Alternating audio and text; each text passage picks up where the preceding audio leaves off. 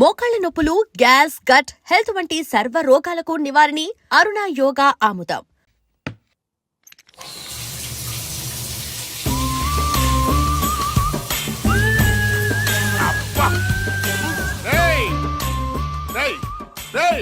ఎవడరా అక్కడ? ఈ బాత్రూమ్ లో నీళ్ళేంట్రా? అబ్బా వాసన వచ్చేస్తున్నాయి. ట్యాంక్ చెక్ చేయండి రా.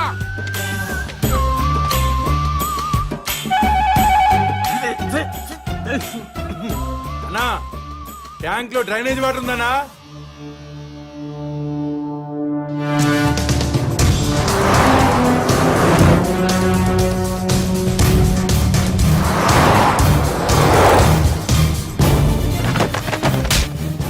మంత్రి గారి వాటర్ ట్యాంక్ లో డ్రైనేజ్ కలుస్తుంటే చెక్ చేసుకోవద్దురా.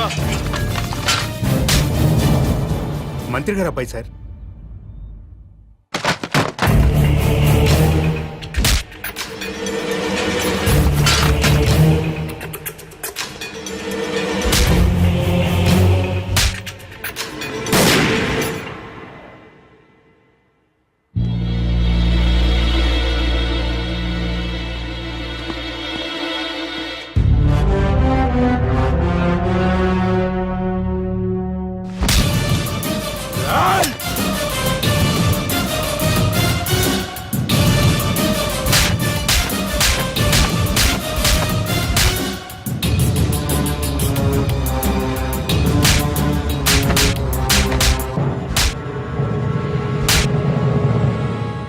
రెండు నిమిషాల్లో నీ బాబు ఇక్కడ ఉండాలి.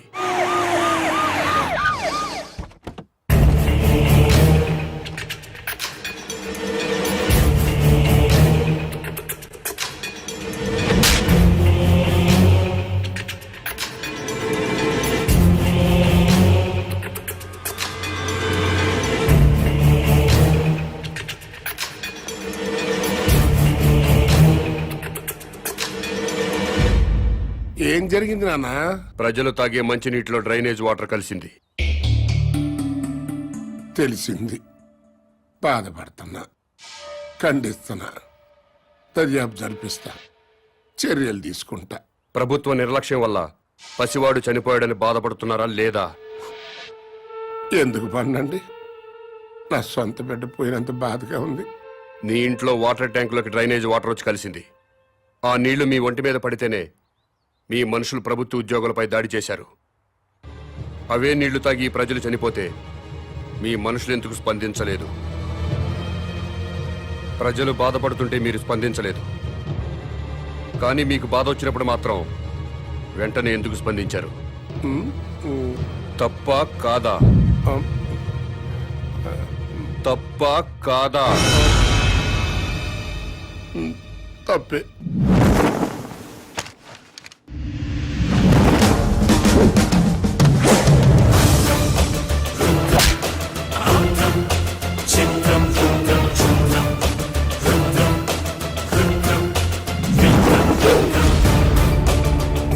బిడ్డ చనిపోయాడన్న బాధతో ప్రజలు దాడి చేయబోతే వాళ్ళని లాఠీలతో కొట్టి కుక్కల్లా తరిమారు.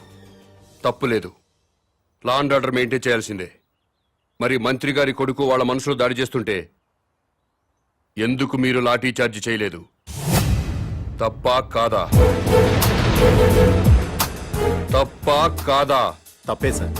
బట్ మేము డ్యూటీ ప్రజల కోసం చేయట్లేదు, ఎమ్మెల్యేల కోసం, మంత్రుల కోసం చేస్తున్నాం. వాళ్ళు ఏం చెప్తే అదే చేస్తున్నాం. ఎందుకంటే వాళ్ళకి నచ్చిన పోలీసుల్ని వాళ్ళ నియోజకవర్గం స్టేషన్స్ కి ట్రాన్స్ఫర్ చేయించుకుంటారు. అందుకే వాళ్ళు ఏ వెధవ పనులు చేయమన్నా సిగ్గుపడకుండా చేస్తున్నాం. మమ్మల్ని కూడా చెప్పుతో కొడతారో ఉమ్మేస్తారో మీ ఇష్టం. ఎవడో అధికారంలోకి వస్తే వాడు పోలీసులతో ఫుట్బాల్ ఆడుకోవడం తప్పా కాదా? తప్పే. మీరు పదవుల్లోకి వచ్చింది ప్రజల మీద బతకడానికా, ప్రజల కోసం బతకడానికా? ప్రజల కోసమే. అంటే ప్రజల్లా బతకాలి. అవునండి. ప్రజల్లాగా ప్రజలతోనే బతకాలనుకుంటే ప్రజలు సంతోషంగా ఉన్నప్పుడే మీరు సంతోషంగా ఉండాలి. అవునండి. ప్రజలు ఏడుస్తున్నప్పుడు మీరు ఏడవాలి. అవునండి. ప్రజలు ఏం తిని బతుకుతున్నారో అదే మీరు తిని బతకాలి. అవునండి. ప్రజలు డ్రైనేజీ వాటర్ తాగితే అవి మీరు తాగాలి. అది ఎట్టకుదు.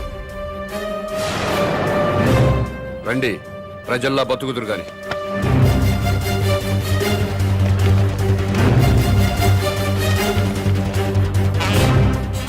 మంత్రి గారికి మంచినీళ్ళు ఇవ్వండి.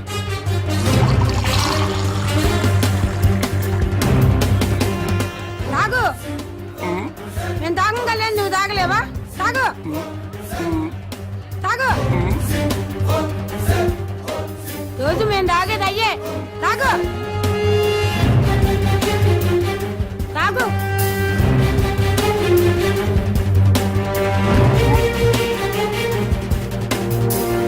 మాయ్ తాగు. తాగమంటే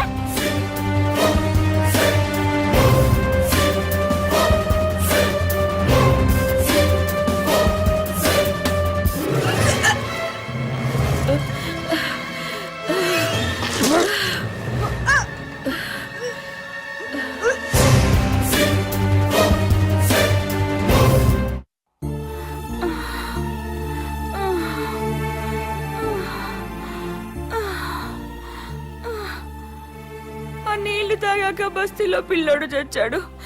అమ్మా, నేను చేస్తానేమోనండి. ఏం లేదు లేవే, మోషన్స్ ఎక్కువయ్యి ఒంటో నీరంతా పోయింది, అందుకే ఆ నీరసం. సెలైన్ ఎక్కిస్తున్నారు కదా, ఏం కాదులే.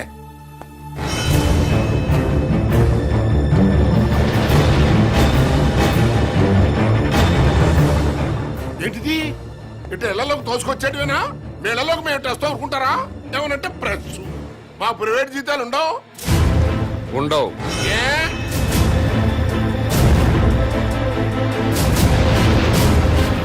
ప్రజాసేవ చేయడానికి రాజకీయాల్లోకి వచ్చినోడికి ప్రైవేట్ లైఫ్ ఉండదు, అంతా పబ్లిక్ లైఫే. ప్రైవేట్ లైఫ్ కావాలనుకుంటే మంత్రిగా రాజీనామా చెయ్యి, రాజకీయాల నుంచి తప్పుకో, జీవితంలో నీ మొహం చూడం.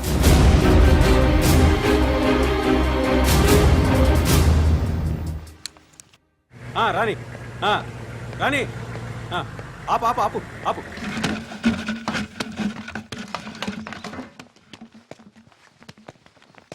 అన్నా, ఇంకో ట్యాంకర్ కావాలేమో మేడం గారిని అడగండి. ఎవరిని మేడం గారు అంటున్నావు? మంత్రి గారి భార్యనండి. బస్తీలో మంచినీళ్లు సప్లై చేసేటప్పుడు బస్తీలో ఉన్న ఆడవాళ్లను ఇలాగే మేడం గారిని గౌరవంగా పిలుస్తావా? ఇలాగే గౌరవంగా పిలుస్తావా అని అడుగుతున్నాను. మీకే చెప్పేది, దున్నపోతలో ఉన్నారు. ఓ తోసుకురాపోతే లైన్ లో రావచ్చు కదా. ముందుకు వచ్చారంటే మొహం బయలుది. వెళ్ళు.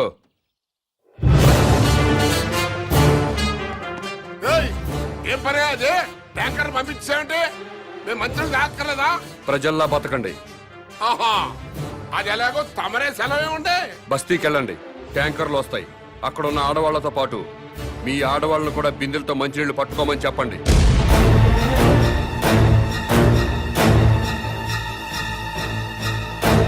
నేను మంత్రి గారి భార్యనండి. బస్తీ ఆడవాళ్ళతో కలిసి మంచిళ్ళ కోసం బిందె పట్టుకొని క్యూలో నిలబడాలా? లేబర్కి మనకి తేడా లేదా డాడీ? వాళ్ళు ప్రజలమ్మా, ఆ మాట వాళ్ళని అనలేం కదా. ఎందుకు అడగకూడదు? వాళ్ళేమైనా మన ఊరికే ఓట్లు వేశారా? కోట్ల రూపాయలు కుమ్మరించాం. 75 లక్షల రూపాయల బ్రాండీలు విస్కీలు తాగి ఓట్లేశారు. ఊరికే వేశారా?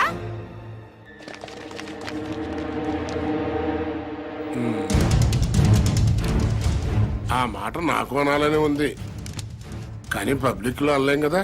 అంటే ఏమవుతుంది డాడీ? పదవి పోతుంది అంతేగా. పోనివ్వండి, మేం మాత్రం బిందెలు పట్టుకుని క్యూలో నుంచాం.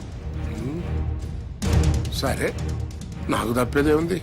మీ తరఫున బిందెలు పట్టుకుని క్యూలో నేనే నిల్చుంటా.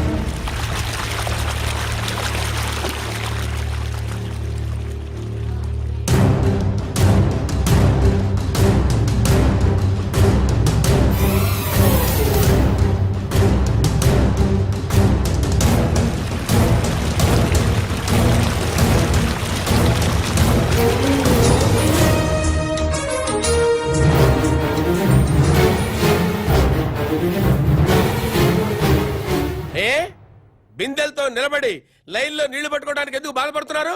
అధికారంలో ఉన్న వాళ్ళ భార్యలు ప్రజల కంటే గొప్పోళ్ళా?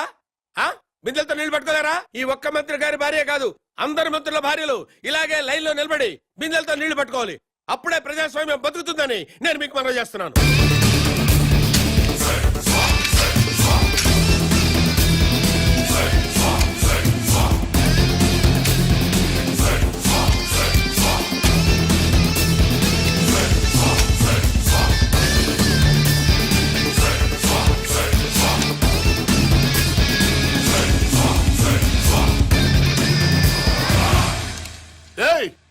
అదేంటయ్యా బాత్రూమ్లకు తాళాలేస్తున్నాయంటే?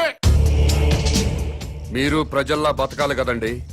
ఏంటయ్యా ప్రజలు వాళ్ళలాగా బతకాలంటే మా బాత్రూమ్లకు తాళాలేయాలా? చెంబులు తీసుకుని రోడ్డు మీదకి వెళ్ళండి. స్టేట్ లో చాలా ఊళ్ళలో మరుగుదొడ్లు లేక ఆడవాళ్లు చెంబులు పట్టుకుని రోడ్ల మీదకి, రైల్వే పట్టాల మీదకి, టాయిలెట్ కి వెళుతున్నారు. మీరు కూడా ప్రజల్లా బతుకుదాం అనుకుంటున్నారు కదా, అందుకే చెంబులు పట్టుకుని రోడ్డు మీదకి వెళ్ళాలని తాళాలు వేశాను.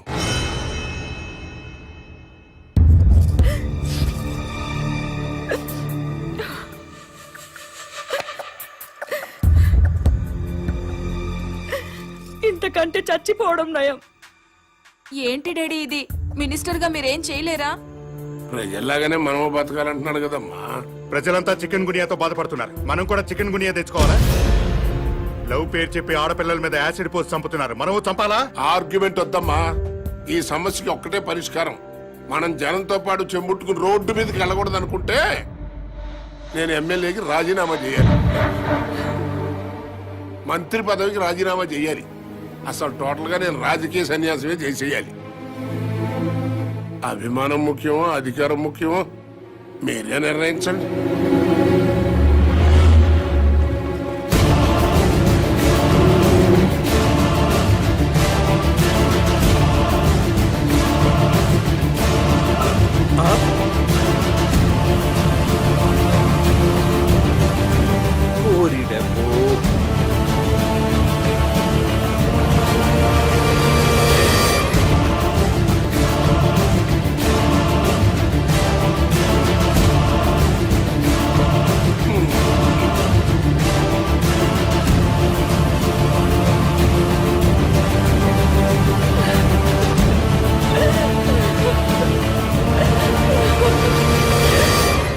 మంత్రి గారు,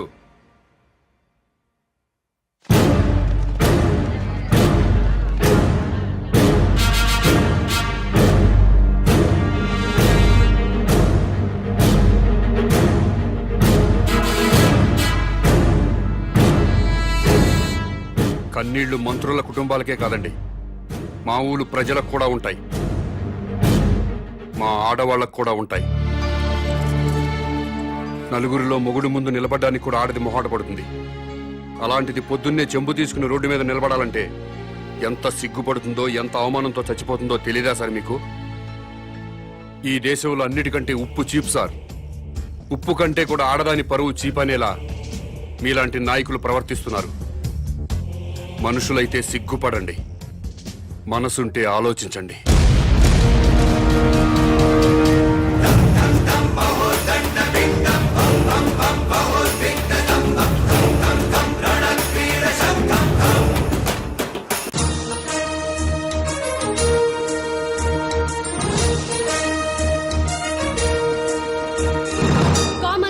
ప్రతిపక్ష నాయకుడు విరుచుకుపడ్డారు. మంత్రి గారి కుటుంబాన్ని అవమానించడం అమానుషమంటూ నిప్పులు చెరిగారు. ప్రతిపక్ష నాయకుడి మాటల్ని లైవ్ లో చూద్దాం. అవునండి, మంత్రి తప్పు చేస్తారు, మీ ఇష్టం వచ్చినట్టు ప్రవర్తిస్తారా?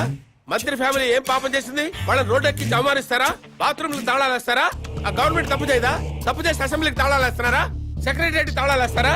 అలా మాట్లాడితే కుదరదు. కామన్ మ్యాన్ ని లైన్ లోకి వచ్చి మాట్లాడమనండి.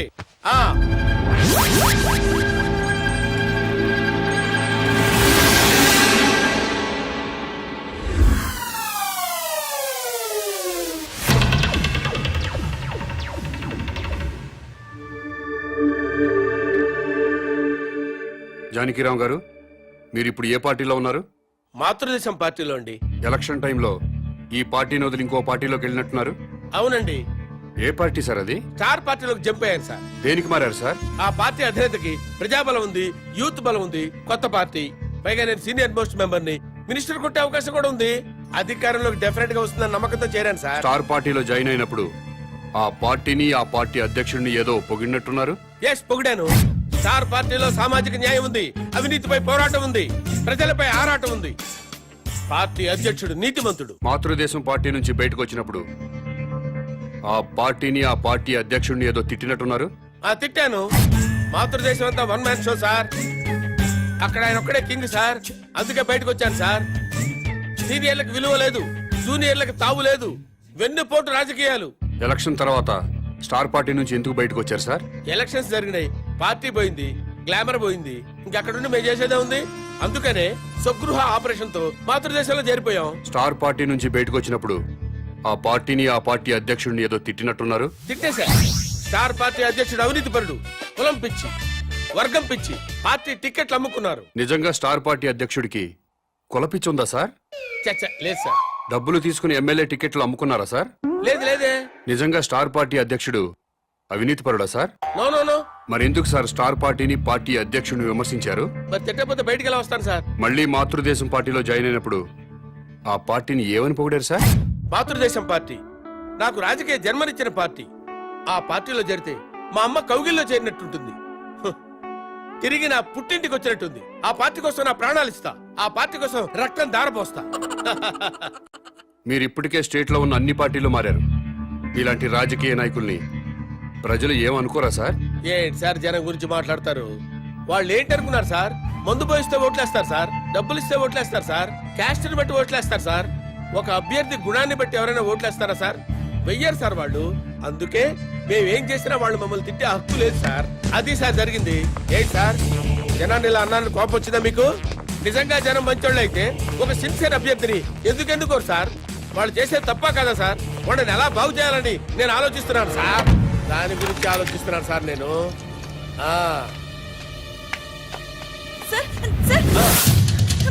అమ్మా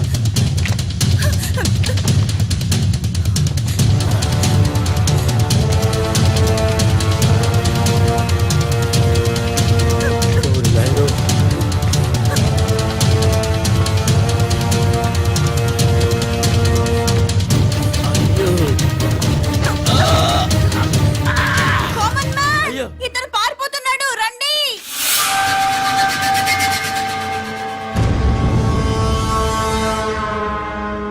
కామన్ మ్యాన్ కిడ్నాపర్ కాదా? కామన్ మ్యాన్ కిడ్నాపర్ కాదు, నా ఫ్రెండ్. ఇదంతా డ్రామా. డ్రామానా? కామన్ మ్యాన్ ప్రతిపక్ష నాయకుడిని కిడ్నాప్ చేసిన సంగతి మనకి తెలుసు. అయినా కామన్ మ్యాన్ సిటీలో దర్జాగా తిరుగుతున్నాడు. అరెస్ట్ చేయడం పక్కన పెడితే కనీసం కామన్ మ్యాన్ ని అడిగే సాహసం చేయలేకపోయింది ప్రభుత్వం.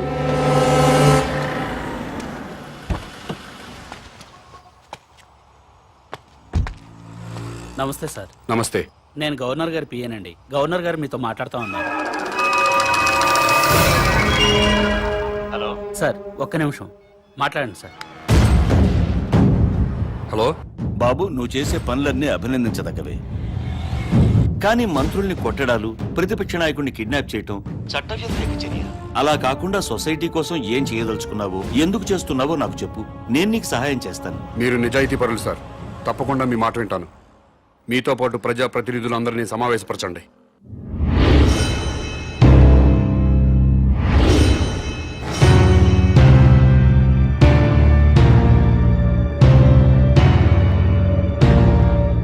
నీకేం కావాలి? నాకేం అక్కర్లేదు. మరెవరికి కావాలి? రాజకీయాల్లో సిస్టమ్ ఉండాలి. ఎలాంటి సిస్టమ్? భక్తుల కోసం తిరుపతి కొండపై ఉన్న సిస్టమ్. నువ్వు తాగుబోతువా తిరుగుబోతువా, రౌడీవా గోండావా అన్నది మాకు అనవసరం. తిరుపతి కొండపైకి ఎక్కాలంటే మాత్రం భక్తుడిగా మారాలి. కొండపై ఉన్నంతసేపు తాక్కూడదు, తిరగకూడదు. ఎలాంటి తప్పుడు పనులు చేయకుండా భక్తితో ఉంటూ భక్తుడిలాగా కొండ దిగిపోవాలి. కొండ దిగాక మీ ఇష్టం. ఆ సిస్టమ్ ప్రజలంతా ఫాలో అవుతున్నారు కాబట్టే తిరుమల కొండని 100 సంవత్సరాల నుంచి పవిత్రంగా ఉంచుతున్నారు. అలాంటి సిస్టమ్ రాజకీయాల్లో లేదు. రౌడీలు, గూండాలు, భూ కబ్జాదారులు, ఫ్యాక్షనిస్టులు, అవినీతి పరులు రాజకీయాల్లోకి వచ్చేస్తున్నారు. రాజకీయాల్లోకి వచ్చాక కూడా గూండాల్లా ప్రవర్తిస్తున్నారు. ఫ్యాక్షనిజం వదలలేదు, భూ కబ్జాలు మానలేదు, అవినీతి పనులు చేస్తూనే ఉన్నారు. దాని మూలంగా సొసైటీ మొత్తం నాశనం అయిపోయింది. డబ్బులు పెట్టుబడి పెట్టాల్సిన వ్యాపారంలో గాని రాజకీయాల్లో కాదండి. ప్రజాసేవ చేయడానికి డబ్బులు ఖర్చు పెట్టుకుని ఓట్లు కొనాలండి? ప్రజలతో బ్రాందీలు విస్కీలు తాగించాలండి? ఎలక్షన్లో డబ్బు సారా ఖర్చు పెట్టకుండా నిజాయితీగా కేవలం ప్రజల ప్రేమతో గెలిచి ఎమ్మెల్యే అయిన వాళ్ళ పేర్లు ముచ్చటగా 3 పేర్లు చెప్పగలరా?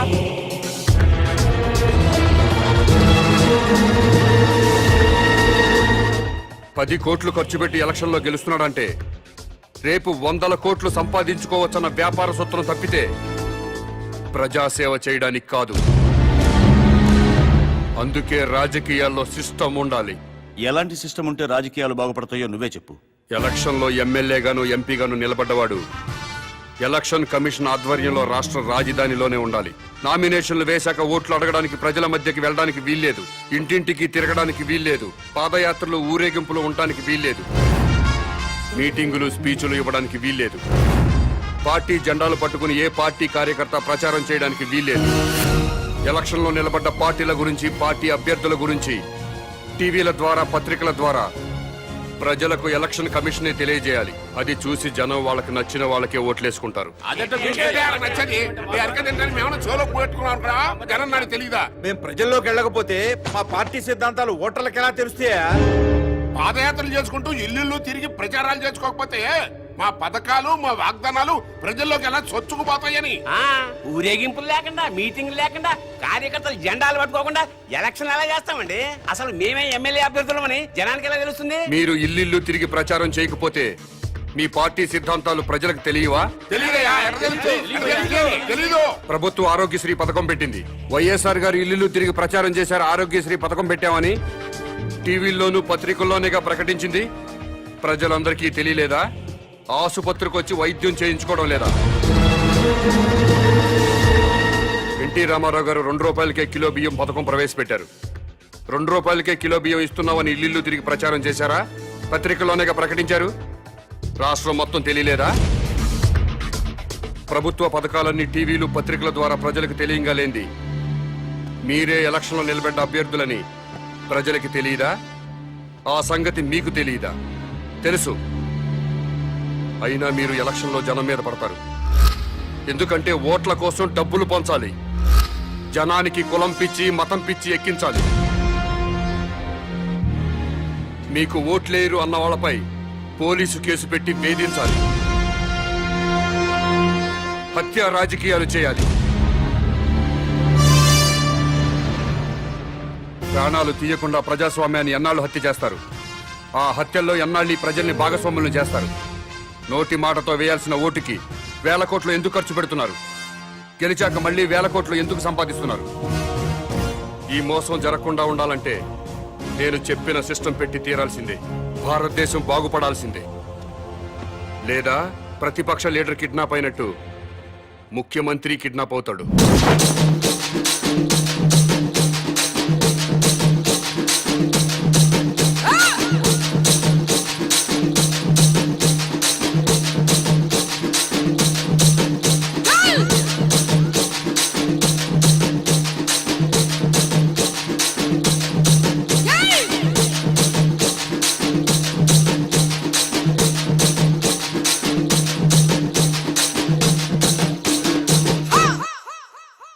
గుడిలో పూజకు సిస్టమ్ ఉన్నది, బడిలో విద్యకు సిస్టమ్ ఉన్నది, చెట్టుకు చేనుకు సిస్టమ్ ఉన్నది, సృష్టిలోనే ఒక సిస్టమ్ ఉన్నది. సిస్టమ్ తప్పితే గ్రహాలు కూడా ఢీకొని నశించే నష్టం ఉన్నది. రాజకీయ రంగంలో నీతిగా నడుచుకునే సిస్టమ్ లేదెందుకు? ఈ పగటి దొంగలకు ముస్తాబాద్, పదవి దొంగలకు ముస్తాబాద్. ఇలాంటి దోపిడి దొంగల బట్టి పబ్లిక్ లో నా చప్పటు కొట్టే కామన్ మ్యాన్ కు జిందాబాద్, కమిట్మెంట్ కు జిందాబాద్, నల్ల టోపీకి జిందాబాద్, ఎర్ర కళ్ళకు జిందాబాద్, జిందాబాద్ జిందాబాద్, కామన్ మ్యాన్ కు జిందాబాద్, ఆమ్ ఆద్మీ కో జిందాబాద్. ముఖ్యమంత్రి గారి భార్య ఆరోగ్యం మరింత క్షీణించిందని ఆసుపత్రి వర్గాలు తెలియజేశాయి. ఆక్సిజన్ తో ఊపిరి తీసుకుంటున్న ముఖ్యమంత్రి సతీమణి కోమాలోకి వెళ్లే ప్రమాదం ఉందని డాక్టర్లు చెప్తున్నారు.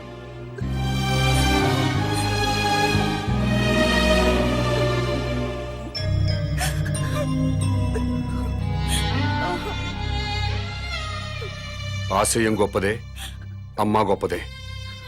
మాట్లాడు. ఎవరో? Hello daddy. అమ్మా విజయ. మమ్మీని చూడాలనుంది డాడీ. నన్నెవరూ కిడ్నాప్ చేయలేదు డాడీ. కామన్ మ్యాన్ నా ఫ్రెండే. కామన్ మ్యాన్ అసలు పేరు మహేష్ డాడీ. తన కాలేజ్ లెక్చరర్. అతని భార్య నా ఫ్రెండ్ డాడీ. మహేష్ కుటుంబానికి మీ రాజకీయ నాయకులే వాళ్ళ స్వార్థం కోసం అన్యాయం చేశారు డాడీ. ముఖ్యమంత్రి వెంకటేశ్వరరావు గారు గుర్తుకే గుర్తుకే వెంకటేశ్వరరావు గారికి వెంకటేశ్వరరావు గారికి వెంకటేశ్వరరావు గారికి గుర్తుకే గుర్తుకే వెంకటేశ్వరరావు గారికి వెంకటేశ్వరరావు గారు వెంకటేశ్వరరావు గారు వెంకటేశ్వరరావు గారికి వెంకటేశ్వరరావు గారికి కోటేశ్వరరావు గారు కోటేశ్వరరావు గారు కోటేశ్వరరావు గారికి కోటేశ్వరరావు గారికి కోటేశ్వరరావు గారు. మీ ఓటు ఎవరికండి? మేము ఎవరికి ఓటు వేయమండి. అదేంటండి? ఎవడొచ్చినా ఏం మిగుతాడండి? ఈ ఎలక్షన్స్ కి 3 రోజుల ముందు తిరుపతి వెళ్తాం. ఈ ఎలక్షన్స్ అయ్యేంత వరకు అక్కడే ఉండి తిరిగి వచ్చాక సీఎం ఎవరెవరో టీవీలో చూస్తాం. ఆకలిస్తే భోజనం చేసి పడుకుంటాం. మీ అందరికీ తెలిసిన విషయమే. నేను ఈ ఎలక్షన్ లో ఎమ్మెల్యేగా నిలబడుతున్నా. కానీ మా పార్టీలోనే కొంతమంది అసమ్మతి గ్రూపుగా చేరి నా మీద దుష్ప్రచారం చేస్తున్నారు, నన్ను ఓడించాలి అని. ఏమండే, మీరందరూ నాకు అమ్మలు, అక్కలు, నాన్నలు, బావలు, తమ్ముళ్ళు ఎంతమంది ఉన్నారు. మీ అందరి ఆశీర్వాదం నాకు ఉండగా నేను ఎక్కడ ఓడిపోతానండి? గెలుస్తున్నా, ఎమ్మెల్యే అవుతున్నా, ముఖ్యమంత్రి అవుతున్నా.